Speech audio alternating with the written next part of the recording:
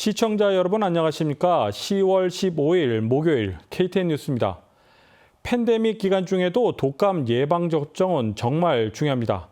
귀넷, 뉴튼, 락테일 카운티 보건국은 유권자들을 위해 조기 투표소 앞에서 독감 예방접종을 제공하고 있습니다.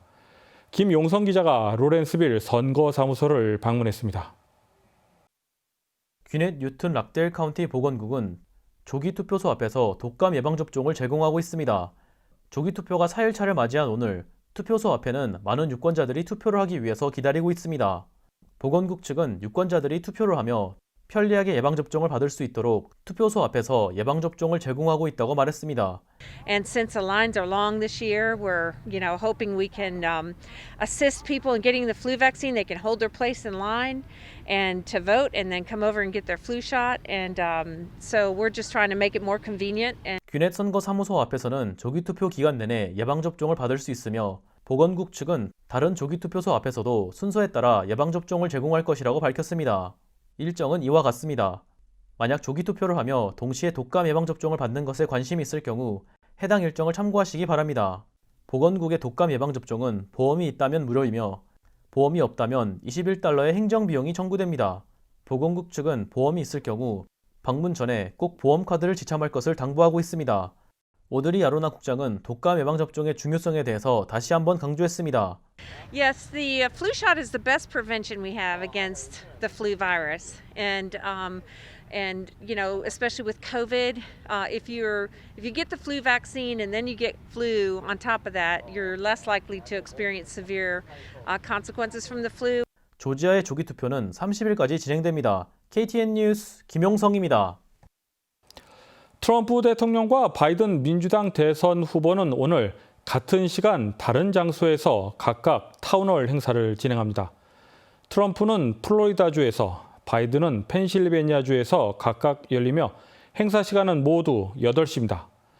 당초 트럼프와 바이든 후보는 오늘 제2차 대선 TV 토론회를 진행할 예정이었으나 트럼프 대통령이 코로나19 확진 판정을 받으며 토론이 화상 방식으로 전환되었고 이에 트럼프 대통령이 불참을 선언하면서 대선 토론회는 취소됐습니다.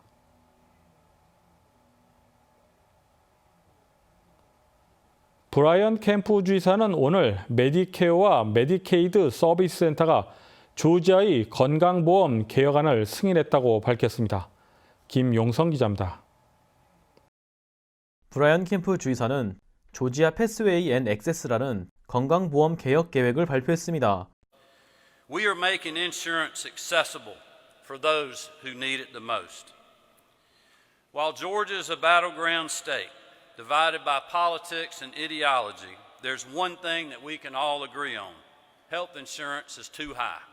연방 메디케어 및 메디케이드 서비스 센터 CMS가 해당 계획을 승인하면서 조지아주는 오바마 케어의 일부 규정에 대해 면제를 받을 수 있게 되었습니다.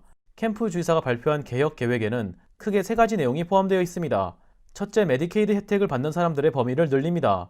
연방 빈곤 수준 FPL 100% 이하인 성인 중 취업을 했거나 직업교육을 받고 있는 등 조건을 충족할 경우 메디케이드 혜택을 받을 수 있습니다. 둘째, 보험사들에게 보조금을 지급합니다.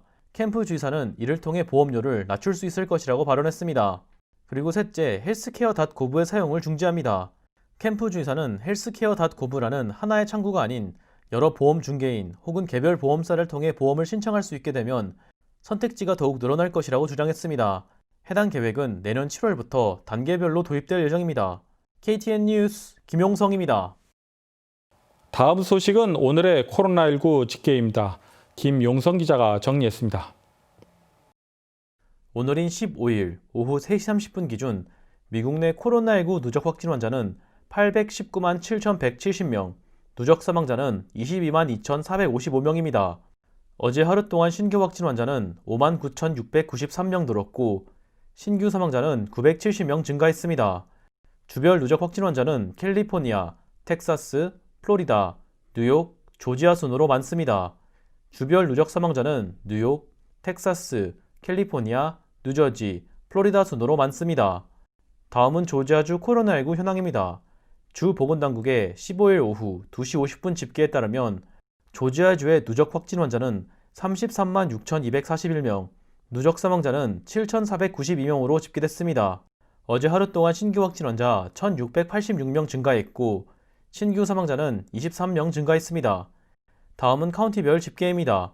풀턴 카운티 누적 확진 환자 29,429명, 누적 사망자는 599명입니다.